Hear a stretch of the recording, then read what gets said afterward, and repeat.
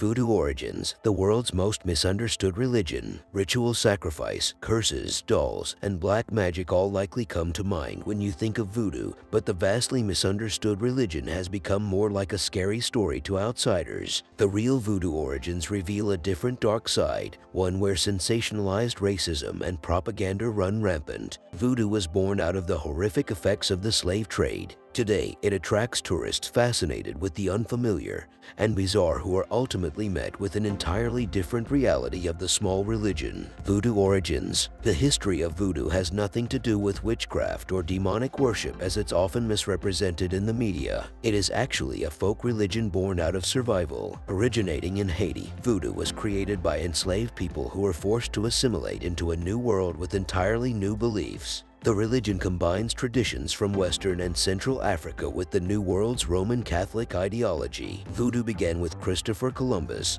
who arrived in the Americas in 1492 and established his first colony, Hispaniola. The newcomers brought diseases that decimated the local indigenous population. Soon, the wealthy settlers of Hispaniola turned to slavery to populate their plantations with free labor. When the first African slaves arrived at Hispaniola, it kicked off a regime of racial violence that would continue in America for another 350 years. Many of the original slaves in America were prisoners of war with backgrounds in traditional African religions, while others practiced faiths that had already incorporated Catholicism. By the 17th century, the French had established their own Caribbean colony known as Saint-Domingue. The colony exported large amounts of sugar, coffee, and cocoa back home to Europe. As the plantations grew, so did the need for slave labor. By 1790, there were more African slaves than European settlers on Saint-Domingue. In 1685, King Louis XIV passed a law known as Code Noir, which banned the practice of African religions on Saint-Domingue, one of the few things enslaved people could keep with them from their former homes. The law compelled slave owners to ensure their slaves were baptized into the Roman Catholic religion.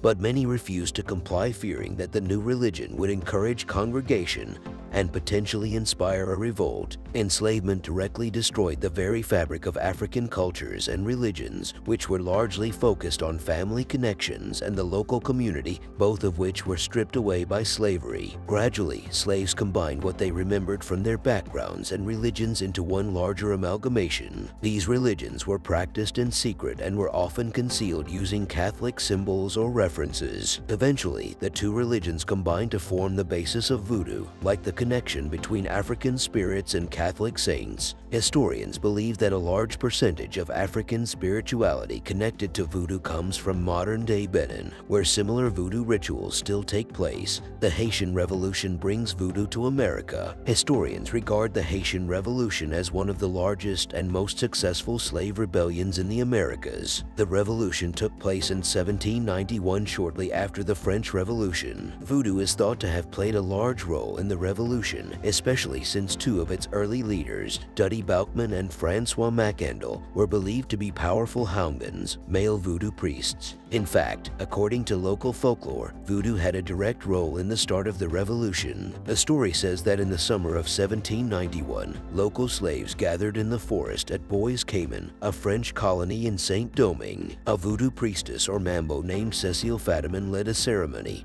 and prophesied that there was a revolution coming. Fatiman slit the throat of a black Creole pig and gave the blood to the three men she believed would usher in the revolution: Jean-Francois Papillon, Georges Biassou, and Jeanot Bullet. The men drank the blood and swore to destroy their French oppressors. The story even claims that storm clouds and thunder gathered as the ceremony progressed. Soon after, the island of Saint-Domingue defeated the French military and declared its independence under the new name Haiti. The revolution disrupted the entire fabric of society, allowing slaves to create lacus, compounds where families all lived and farmed together. Voodoo thrived in the lacus, which enabled practitioners to pass on their knowledge of the religion and its ceremonies to their descendants. Combined with the extirpation of the Catholic Church from Haiti and the increased connection between practitioners, Voodoo transformed from a select group of cults to a standardized religion. Around the same time, many slaves traveled to what is now Louisiana, bringing Voodoo with them. Today, the city of New Orleans is notorious for Voodoo rituals and attractions that draw in countless tourists each year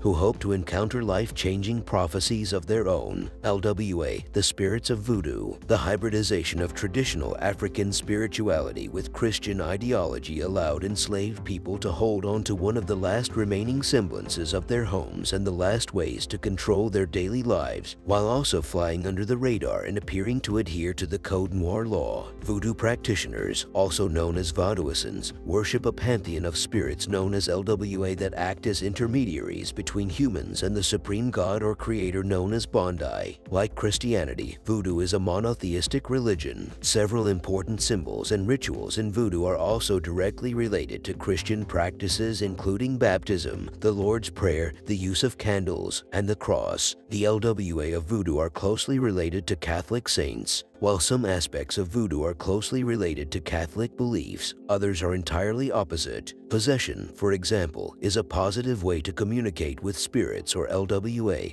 and promote healing or give guidance. Elwas can also inhabit trees, water, air, and fire and represent various aspects of human life like agriculture, love, war, and death. Sacrifices play an important role in Voodoo, but unfortunately, this is also one of the most misunderstood Voodoo practices. Animal sacrifices are used to call upon Elwas or feed them. Some also prefer to be fed with offerings of specific foods. Legboth, the guardian of the LWA, is known to love offerings of meats and vegetables. Why is Voodoo so misunderstood? Voodoo is a religion just like any other with its own customs and beliefs, but it is one of the few faiths practiced in the United States that is not fairly represented or understood. Many associate Voodoo with black magic, devil worship, and witchcraft, but as historian Michelle Gordon has explained, these narratives were used to establish black criminality and hypersexuality as fact in the popular imagination. Voodoo was created as a means to cope with being torn away from one's home through the slave trade and continues to be a way that modern descendants of African slaves can stay connected to the beliefs and cultures of their ancestors. The belief that Voodoo is inherently evil and primitive helps to justify acts of racism throughout American history, including slavery and segregation. The media often chose to depict Voodoo and its practitioners as villains, creating sensationalized stories of human sacrifice, abuse, and even zombification that were meant to frame Haitians and other African Americans as barbaric. In reality, the true barbarians were the people who participated in the enslavement of thousands of black men, women, and children, and those who furthered racism through segregation, civil rights abuses, and stereotypes in the post-antebellum period.